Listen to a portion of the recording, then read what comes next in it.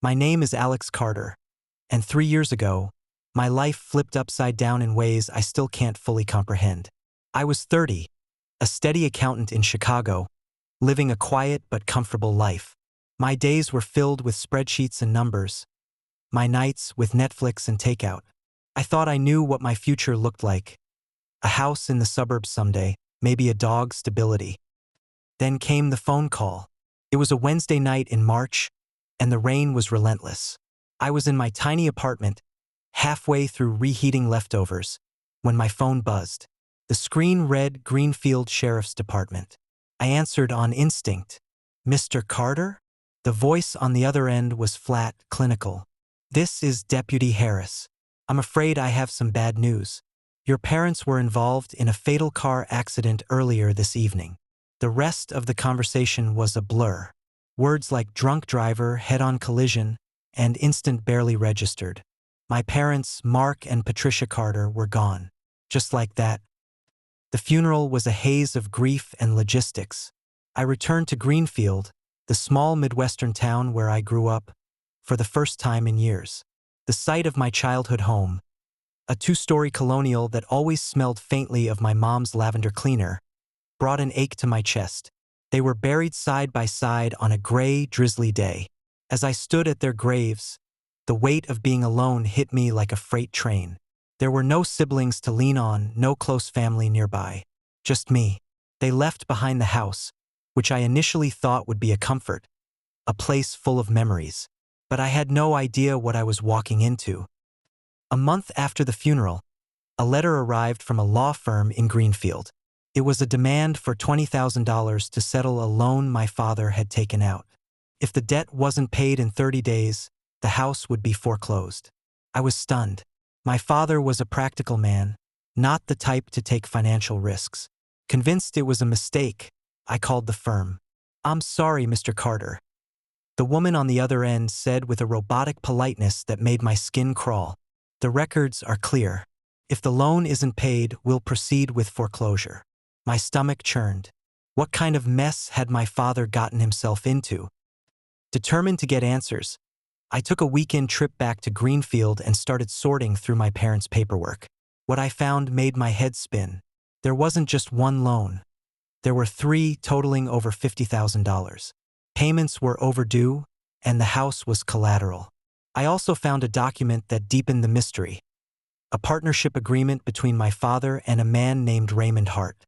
The agreement mentioned joint investments, but was frustratingly vague. That name, Raymond Hart, would become a shadow hanging over everything. Selling the house seemed like the only way out. But when I met Julie, a local real estate agent, her assessment crushed me. "The house has potential," she said, picking her words carefully. "But it needs work. The roof leaks, the wiring's outdated, and the foundation has a crack. You're looking at least $30,000 in repairs to make it marketable." $30,000? I repeated, the words hollow. I didn't have that kind of money.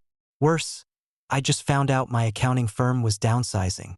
My position was gone, replaced with 2 months severance and an apologetic handshake. Desperation drove me to make a choice I never thought I'd consider. Borrowing from a loan shark. Vic came highly recommended by a college friend I hadn't spoken to in years. A sleazy but reliable option.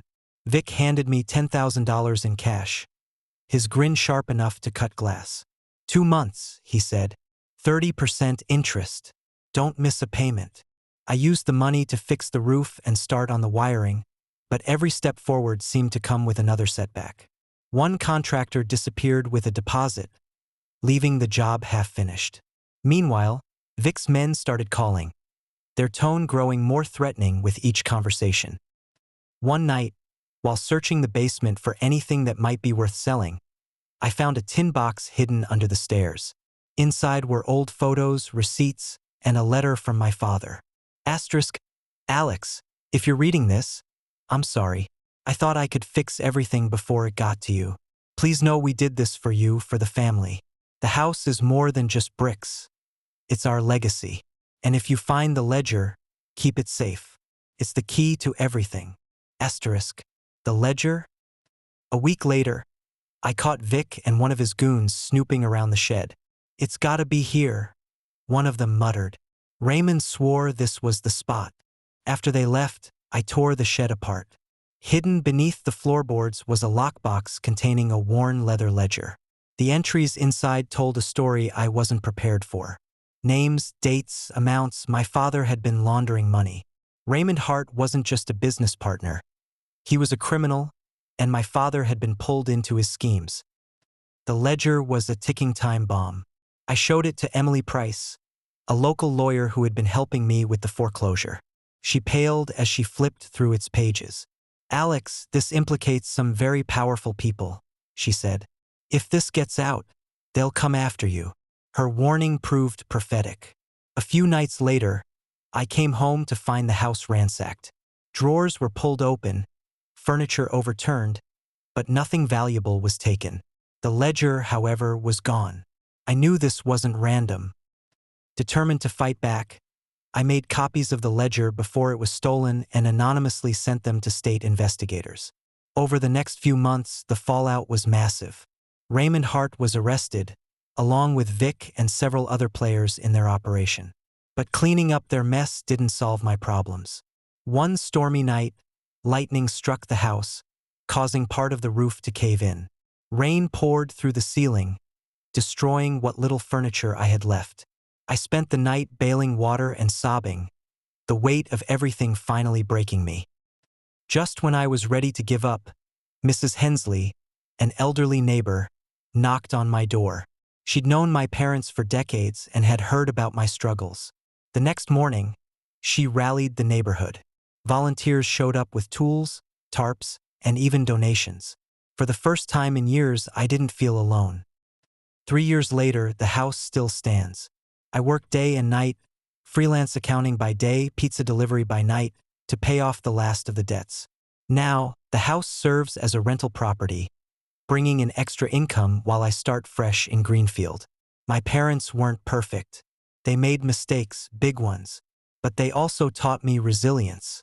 Life doesn't always go the way you planned, but if you keep fighting, you can find your way forward, even through the darkness.